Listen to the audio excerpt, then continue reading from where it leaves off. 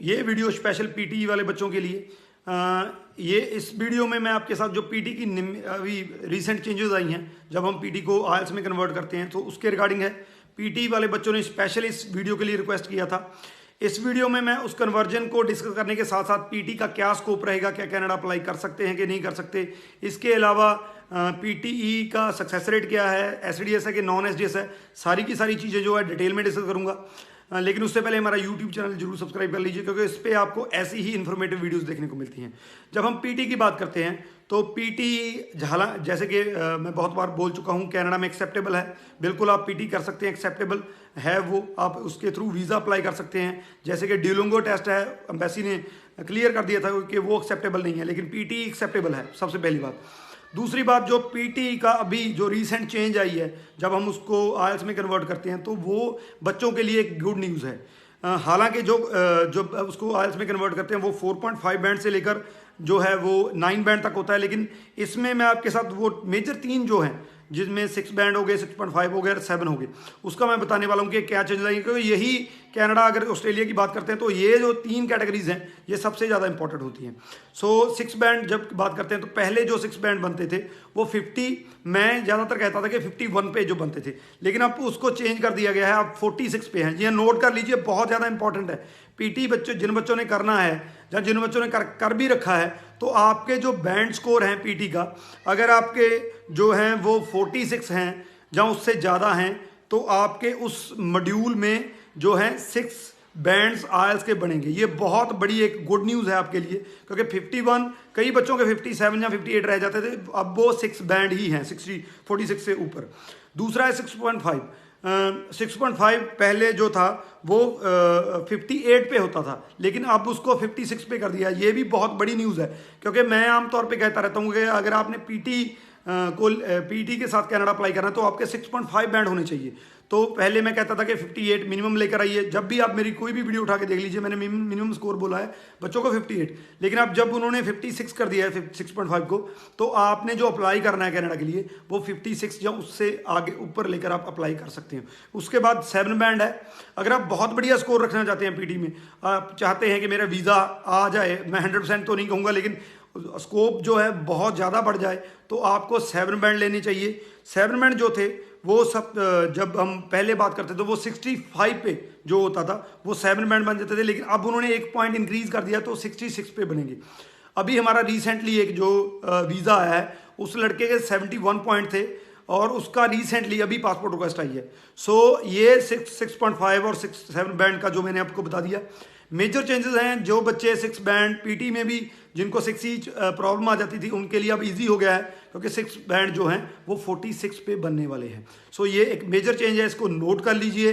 PT आप बिल्कुल कर सकते हैं और इन चेंजेस को आप नोट कर लीजिए। इसके बाद बात करते हैं पीटी। जब हम बात करते हैं कि पीटी जो है कनाडा में सक्सेस रेट क्या है, तो पीटी का जो सक्सेस रेट है, जब हम लॉकडाउन से पहले की बात करते हैं तो कुछ एजेंट जिनको नॉलेज थी इसके बारे में, हालांकि बहुत से जो पर्सन हैं वो अभी भी ये आर्गूमेंट करते रहते हैं कि पीटी हमेशा से नॉन एसडीएस में था, लेकिन काफ़ियों को ये नॉलेज थी कि एसडीएस में था, वो रिजल्ट भी पॉजिटिव थे। मेरा 100% रिजल्ट था पीटी का लॉकडाउन से पहले, लेकिन उसके बाद जो भी बच्चों को जिसकी एसडीएस कैटेगरी में फाइल गई, जब कुछ बच्चों को नॉन एसडीएस वालों को भी उन्होंने आयल्स की रिक्वायरमेंट डाली।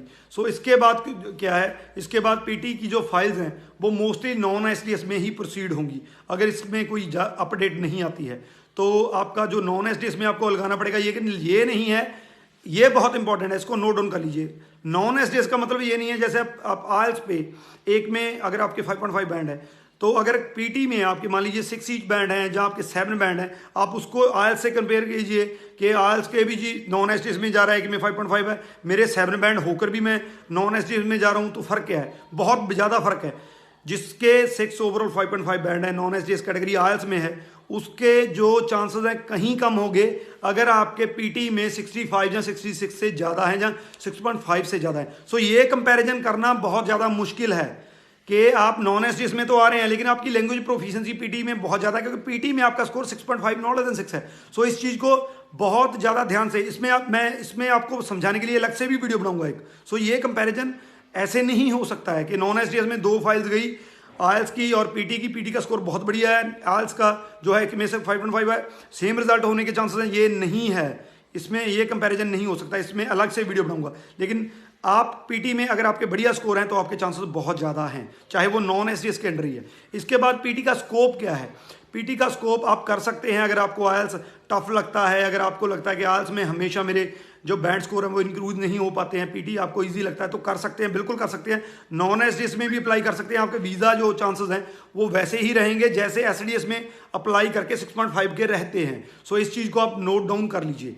इसके बाद पीटी जो है वो एक्सेप्टेबल कुछ कॉलेजेस और यूनिवर्सिटीज़ में ही होता है, ये इसमें आपको दिक्कत आ सकती है। हालांकि काफ़ी ज़्यादा कॉलेजेस यूनिवर्सिटीज़ में एक्सेप्टेबल है, लेकिन हर एक कॉलेज या यूनिवर्सिटी पीटी को नहीं लेता है। यहाँ पे आपको थोड़ा सा कॉम्प्रोमाइज़ करना पड़ सकता है कि आप मान लीजिए किसी पर्टिकुलर एरिया या पर्टिकुलर कॉलेज में जाना चाहते हैं, वो पर्टिकुलर जो कॉलेज है वो पीटी एक्सेप्ट नहीं करता है, तो आपको वहाँ पे कंप्रोमाइज़ करना पड़ सकता है, आपको किसी और कॉलेज में एडमिशन लेना पड़ सकता है।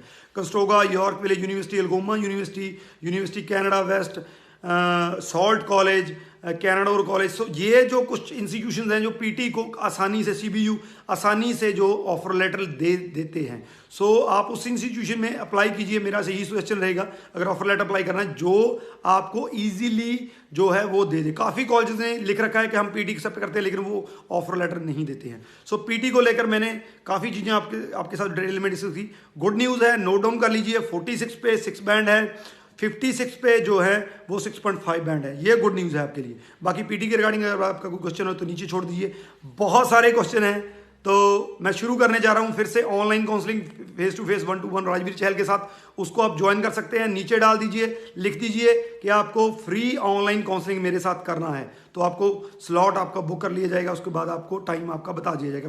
पेशेंस रखना पड़ेगा, थोड़ा वेट करना पड़ सकता है आपको।